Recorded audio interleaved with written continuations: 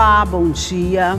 Foi aprovado na semana passada pelo Senado Federal o projeto de lei que pune o abuso de autoridade. Ainda falta aprovação pela Câmara Federal. Mas, por enquanto, a questão é polêmica e todo mundo tem sempre uma opinião a respeito. E é sobre isso que nós vamos conversar no programa de hoje. E quem está aqui comigo para essa conversa é o presidente da Associação de Magistrados do Maranhão, Ângelo Santos. Bom dia, doutor Ângelo. Seja bem-vindo mais uma vez ao nosso programa. Obrigado, sempre um prazer. Esse projeto de lei que pune o abuso de autoridade é uma questão polêmica, né? Sim. Tem quem é contra, tem quem é a favor. Qual a sua opinião a respeito? Assim, antes da gente começar a falar do projeto. Eu acho que a lei de abuso de autoridade, ela precisa de uma atualização. É uma lei que remonta à ditadura, mas precisa ser bastante discutida, bastante debatida com a sociedade. E o que a gente tem visto é que esse atual projeto é um projeto casuístico, na medida em que parlamentares buscam a punição daqueles que estão no combate ardoroso da corrupção. Quer dizer, esse texto, do jeito que ele foi aprovado pelo Senado, ele precisaria de algumas mexidas, vamos dizer assim, para se tornar mais atual, mais combativo, é isso? O substitutivo que foi aprovado tanto na Comissão de Constituição e Justiça do Senado quanto no plenário do Senado, é o substitutivo do senador Roberto Requião. Isso, verdade. Que, na verdade, ele veio, o nome já diz, o substitutivo, veio a substituir o projeto original do senador Renan Calheiros, e foi apresentado depois um outro projeto do senador Randolfo Rodrigues. E surgiu da junção ou de uma substituição desses dois projetos o texto que foi aprovado do senador Roberto Requião.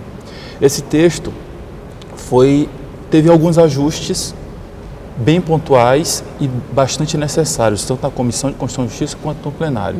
Mas ele ainda foi aprovado com tipos penais, com crimes estabelecidos que, na verdade, eles punem a interpretação do magistrado, punem a atividade jurisdicional. Então, por isso, a Associação dos Magistrados, assim como, além dos magistrados, também pune também algumas atividades do Ministério Público e da Polícia, que nós entendemos que vai sim enfraquecer o combate à corrupção, vai sim enfraquecer o grande mal que assola o país, que é a corrupção, como a sociedade tem dito. Agora, deixa eu colocar assim dois pontos. Primeiro, muita gente diz que ele pode ter surgido como uma resposta à ação que está sendo desenvolvida. Vamos pegar a Lava Jato como exemplo, que está pegando todo mundo, que não tem distinção, que vai lá e pega quem está errado. E pronto. A outra é que quem participa da Operação Lava Jato, do outro lado, se acha muito empoderado e pode fazer qualquer coisa. Quer dizer, são duas posições bem antagônicas, né? Um diz uma coisa e outro diz outra. Tem algum fundo de verdade, na opinião de vocês, nessas duas hipóteses? O que a gente tem observado é que a atuação tanto do Ministério Público, da Polícia, do Ministério Público e também da parte do Judiciário, os recursos estão vindo das decisões do Judiciário, algumas têm sido mantidas, outras têm sido alteradas. Então, o sistema de recursos tem sido usado por aqueles que se acham injustiçados, e tem alguns acusados que estão sendo absolvidos e outros não. Então, o próprio sistema recursal, ele já tem meios para que o acusado venha se defender ou venha contrariar a decisão que ele entender que lhe prejudica. Então, e essas decisões estão sendo avaliadas por julgadores mais experientes, colegiados, não é um magistrado só. Então a gente entende que essa avaliação da atividade da Lava Jato, como foi colocado, ela está sob o crivo de várias fases.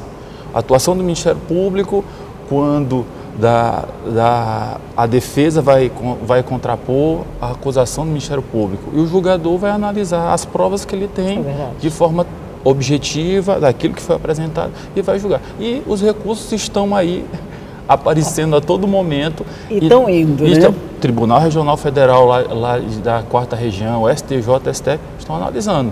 Então a gente entende que o sistema tem sido utilizado e os ajustes nas decisões também estão ocorrendo. Pois é, esses ajustes que estão complicando as coisas, né? Precisa agora a aprovação da Câmara Federal. Até lá, de alguma forma, você acha que esse projeto pode ser mexido? O Ministério Público pode fazer alguma coisa para alterar esse substitutivo? O que pode ser feito até essa votação da Câmara Federal? O trabalho junto aos parlamentares tem que ser o trabalho de convencimento, o trabalho de conversa, de conscientização, demonstrando que, assim como foram feitos alguns ajustes no Senado, na Câmara também ainda podem ser feitos. Podem ser feitos esses ajustes. Nós entendemos que o Senado fez o ajuste no sentido de, na parte geral do projeto, ali foi muito falado, foi tirado o crime de hermenêutica, ou seja, o crime da interpretação. Crime de hermenêutica. É quando você pune a interpretação do magistrado. Quando o texto fica muito aberto, quando ele diz que vai ser o magistrado que decretar uma prisão preventiva que for manifestamente ilegal. O que é manifestamente ilegal? É um texto muito aberto, tão subjetivo. Né? Então quer dizer que o magistrado de primeiro grau que decretar uma prisão, tempos depois o tribunal revogar essa prisão, é porque a decisão de primeiro grau foi manifestamente ilegal, e depois, na terceira instância, se o STJ disser que o magistrado de primeiro grau, aí quem era manifestamente ilegal foi o segundo grau. Então fica muito aberto. E os tipos penais, quando nós estamos determinando o que é crime, não pode ser aberto. Essas expressões têm que ser definidas para que aquele que está sendo acusado saiba do que está sendo acusado, para que ele possa se defender e, caso venha a ser condenado, o próprio jogador saiba determinar por que ele está sendo condenado. Essas expressões de manifestamente cabível, manifestamente ilegal, quando expressões muito abertas, gera o tipo de crime de hermenêutica. Parece uma coisinha simples colocada lá no final da frase que não tem nada a ver, né? Mas é ela quem vai dar o tom todinho daquele dispositivo. E aí, Elda, por isso é que eu digo que afeta tanto, porque aí você começa a afetar a independência judicial. Mas, Ângelo, todos os juízes têm que ser independentes. Os juízes têm que ser independentes justamente para ele preservar as liberdades fundamentais. Só dessa forma. Não tem como, em determinadas situações, se você não tivesse a independência não quer dizer que o juiz possa fazer qualquer coisa, é no julgar.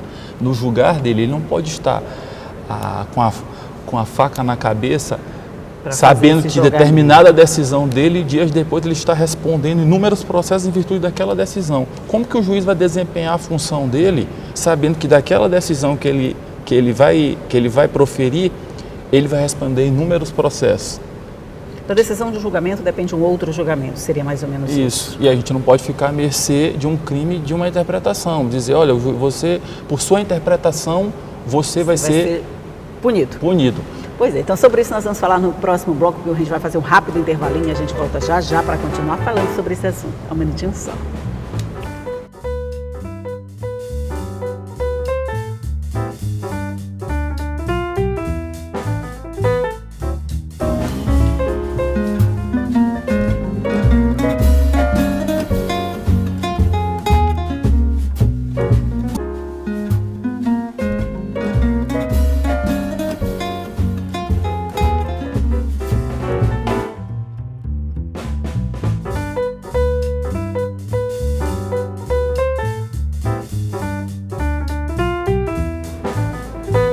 Estamos de volta conversando aqui com o presidente da AMA sobre esse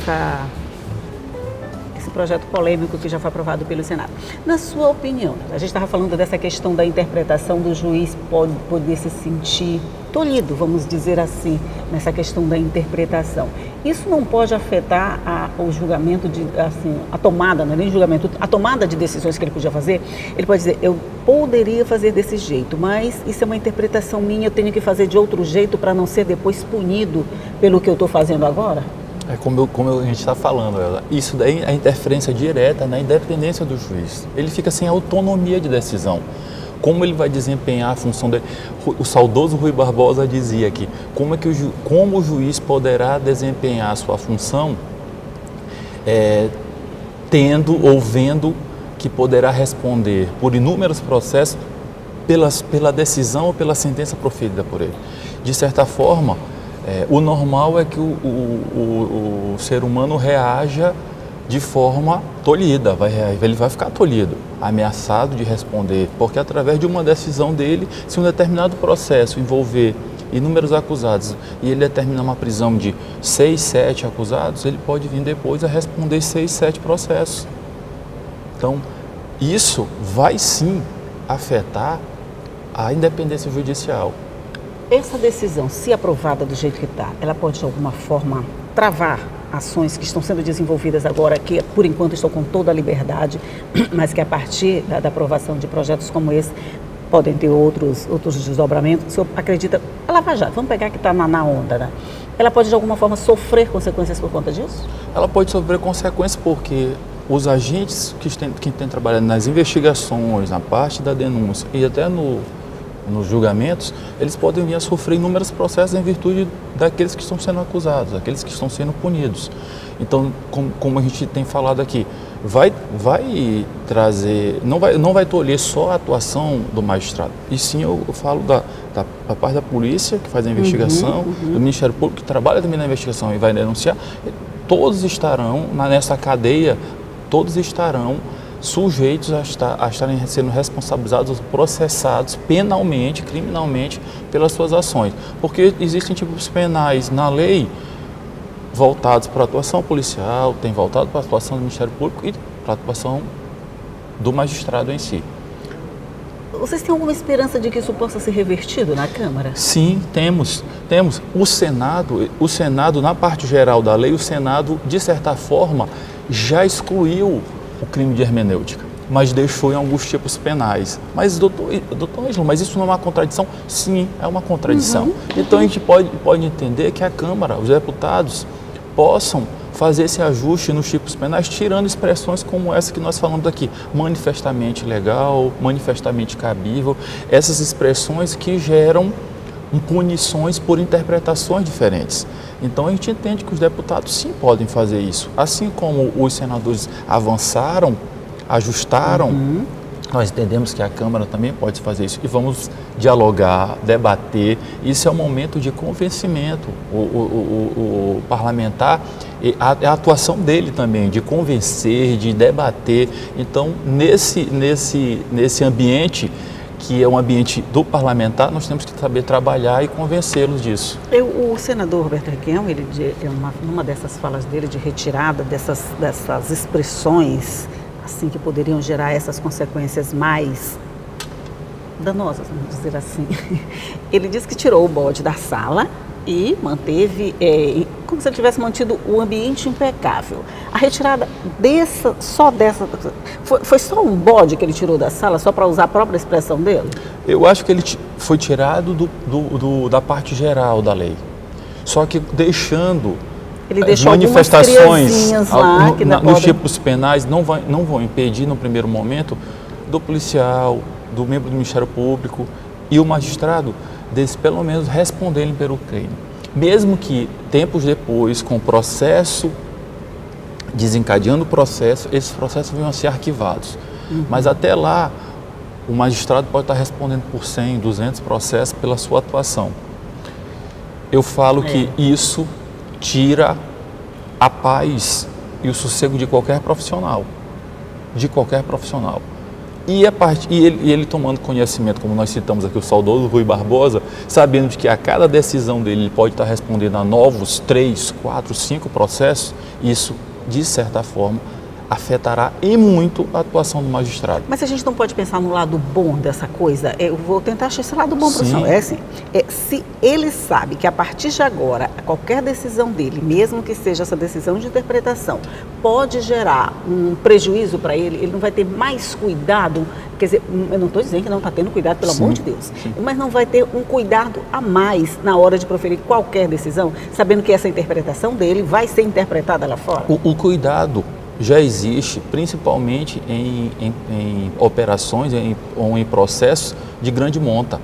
Imaginar que a Polícia Federal, o Ministério Público e o próprio Judiciário, numa operação como a Lava Jato, não esteja atuando de uma forma inteiramente pensada, refletida e razoável, é achar que ele sabe que toda atuação vai passar por um crivo, não só um crivo nos tribunais, porque vai passar pelo crivo de cada instância, mas vai passar pelo crivo da própria sociedade, da imprensa. Então, todas essas ações estarão sendo avaliadas, certo? Então, o magistrado, estou falando assim da função do magistrado, sim. Na sua decisão, a exigência é maior de uma fundamentação. ele sabe que aquela decisão, quando é de um processo, de um caso de extrema relevância, aquela decisão dele vai ser lida e relida por inúmeras pessoas. Então ele já tem... Quer dizer, ele já tem esse cuidado, ele já tem esse cuidado, ele já tem esse cuidado. Tão relevantes assim. Só que ele, mesmo ele tendo esse cuidado, mesmo fundamentando, uma simples mudança na interpretação, ele pode vir a ser punido por isso. Ele pode ser cuidadoso, ele pode ser extremamente diligente, mas ele pode vir a ser punido. Por quê? Porque naquela análise, muitas das vezes, há uma mudança fática. Ele analisa e decreta uma prisão. Tempos depois, os fatos mudaram completamente. Essa decisão vem a ser mudada tempos depois sobre fatos diferentes, ele pode vir a ser punido por isso.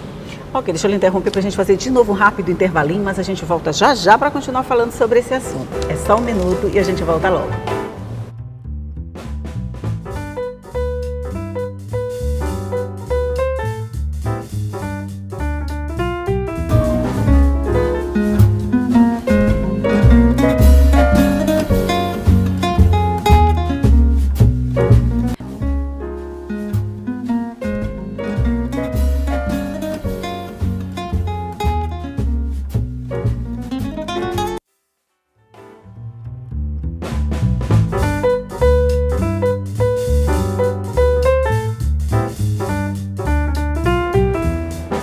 Estamos de volta para o nosso último bloco de conversa aqui com o Dr. Ângelo Santos sobre esse projeto, né, de abuso de autoridade.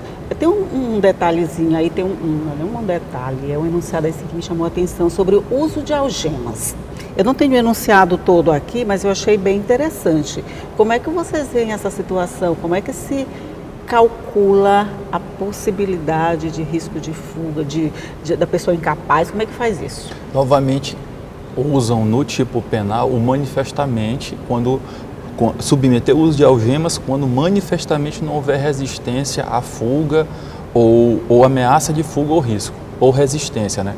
Então, a expressão novamente manifestamente, quem vai dizer que naquele momento era manifestamente difícil aquele que está sendo preso fugir ou ameaçar. É mais ou menos assim, o juiz tem que saber nessa hora se aquela pessoa, ela corre o risco de fugir, ela vai ficar ali, ela não vai oferecer resistência, ele tem que calcular isso aí tudo nesse momento. E muitas das vezes, quando o acusado é apresentado em audiência, nós não conhecemos a índole do acusado. Muitas vezes a gente tem algumas informações. Quem tem essa informação a ser dada, muitas das vezes é o policial que está ali tratando e a gente não sabe. E resistir à prisão ou reagir de uma forma diferente pode ser o acusado de maior periculosidade como de menor periculosidade. Né? É verdade. Entrar na cabeça do acusado para saber como ele vai reagir com ou sem algema é muito complicado. Então é mais um exemplo na lei em que você traz uma expressão manifestamente em que nós ficamos à mercê de uma interpretação muito... Pois é, nesse caso a interpretação errada pode dar uma consequência muito grave, né? Por exemplo, porque o policial pode vir a responder... Não estou fazendo aqui papel de advogado e magistrado, pelo amor de Deus, mas a gente já teve casos de agressão ao juiz, como aquela juíza que foi jogada no chão, que quase foi incinerada, aquela coisa toda. Quer dizer, se ela interpretasse errado ou sabiamente a cabeça daquele rapaz, possivelmente ela não sofreria aquilo. Sem dúvida. Então, um exemplo e muitas das vezes uma avaliação. E se tiver a ameaça desse crime, quase sempre o magistrado policial vai ter que deixar sem algema nenhuma vamos ficar à mercê de uma reação que pode ser uma reação tranquila, sim. Mas pode ser uma reação como essa que você citou, uma reação extremamente perigosa em que a magistrada por pouco não perdeu a vida, o que seria extremamente trágico naquele episódio. Verdade. A gente falou muito também essa semana e acabou confundindo uma coisa com outra. Essa é a punição do abuso de autoridade com o fim do foro privilegiado. Acho que foram julgados quase ao mesmo tempo e a gente ficou confundindo uma coisa com outra, mas um projeto não tem nada a ver com o outro. Não, eles são projetos diferentes, né? Foi discutido na mesma semana, Pois importantíssimos na mesma semana, mas foram de projetos diferentes, né? Então o foro privilegiado também caminhou mas de projetos diferentes. O abuso de autoridade... É só esse que a gente está falando agora, não tem nada diferente do fim do... Voltando aqui ao nosso assunto principal, com relação a isso, o senhor acredita que existe... Agora eu vou fazer o papel de advogado do contra. De vez em quando eu faço o papel de da advogada dos magistrados, agora vou fazer advogado do contra. Não existe por parte do Ministério Público, na verdade, um certo empoderamento. Quer dizer, a gente teme muito hoje o que é realizado pelo Ministério Público, pela Polícia Federal, até mais do que o que é realizado pelo Judiciário? Não, eu entendo que o Ministério Público, as ações do Ministério Público estão cada vez mais voltadas ao combate à corrupção. Hoje há um entendimento, até a própria população hoje diz que o maior mal que assola o país é a corrupção. Com certeza. Tempos passados se falava que o maior mal era a falta de saúde, falta de educação. Deixa eu só esquentar o nosso cafezinho. Falta de saúde, falta de educação, o desemprego estava alarmante, a inflação alta. Esses eram os problemas que o brasileiro, quando perguntado, falava. Hoje fala que o maior mal é a corrupção. O combate à corrupção, os meios de fiscalizar têm aumentado, têm se modernizado. E isso gera o combate com mais ênfase, mais intensivo, com mais intensidade.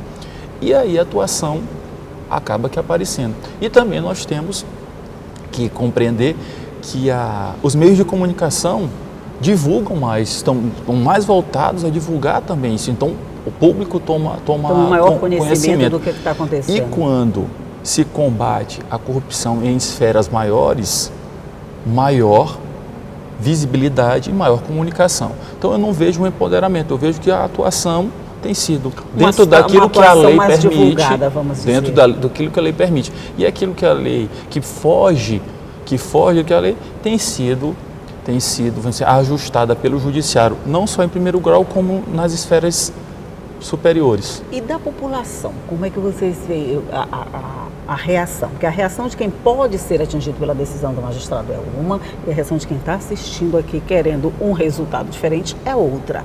Como é que vocês conseguem ter esse retorno da população, da aceitação ou não? Elda, foi interessantíssima a pergunta, por quê? Porque projetos polêmicos, quase em regra, no próprio site do Senado, eles pesquisam, eles pedem a opinião da população, opinião do brasileiro em relação a determinados projetos. Eu acho que acontece isso em todos, mas há uma participação daqueles projetos de maior ebulição, vamos dizer assim. Claro. Nesse caso do abuso de autoridade, 95% dos que lá compareceram e votaram contra o projeto.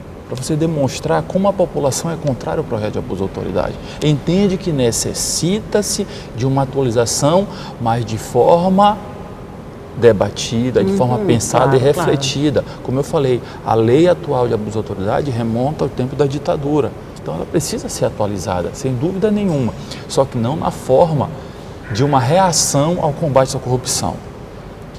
Quando nós observamos isso, nós observamos mais um casuísmo do que realmente uma preocupação com o anseio da população. A população quer combate. A população quer o combate à corrupção. Isso é e os representantes do povo têm que ir atrás dos anseios da população. É isso que eu falei. E a população foi bem clara quando compareceu no site do Senado e disse: nós somos contrários de forma maciça, nós somos contrários ao projeto.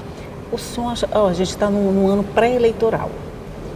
O fato da gente estar nesse período, de alguma forma pode influenciar essa decisão da Câmara Federal a dar novos ajustes, a dar novos contornos a esse projeto? Eu entendo que os ajustes feitos no Senado já decorreram de uma participação forte da população. A população compareceu, se manifestou contrário. A gente via em meios de comunicação, a gente via em algumas manifestações em frente ao Senado. E eu acho que na Câmara não vamos fugir disso. A população vai entender que precisa se manifestar a respeito disso. E os parlamentares vão entender que eles estão ali, de certa forma, representando a população. Se a população está dizendo: olha, nós não queremos isso, queremos outros pontos, queremos ajustes, ou queremos dessa forma, mas com ajustes necessários. Eu acho que os parlamentares vão se sensibilizar. Não era bom que eles voltassem às bases, perguntassem a opinião, voltassem a falar com nossas opiniões? Como você falou, estamos no ano pré-eleitoral. Pode ser que esse caminho já esteja sendo feito. E no caminho sendo feito, e aí eu vou falar, Elda, não é só abuso de autoridade, nós temos outros projetos como trabalhista, reforma da Previdência, todos que necessitam se voltar, essa volta à base para conversar com a população.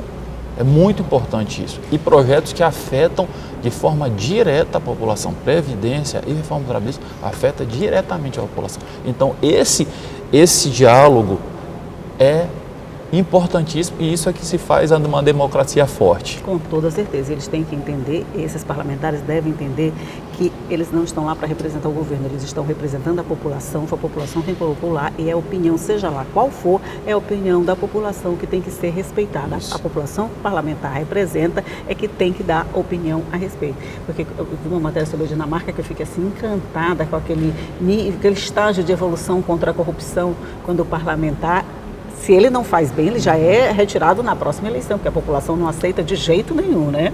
Tomara que os nossos cheguem a esse estágio também de evolução e que a gente chegue também nessa conscientização. E a própria população, né, Elda? Porque a própria população, o eleitor que tem tomado essa providência. Você tocou num país que o nível educacional altíssimo e a própria população enxerga... uma inveja branca, mas eu fiquei com a própria população enxerga no representante que ela quer, quais os requisitos que ela quer do representante dela.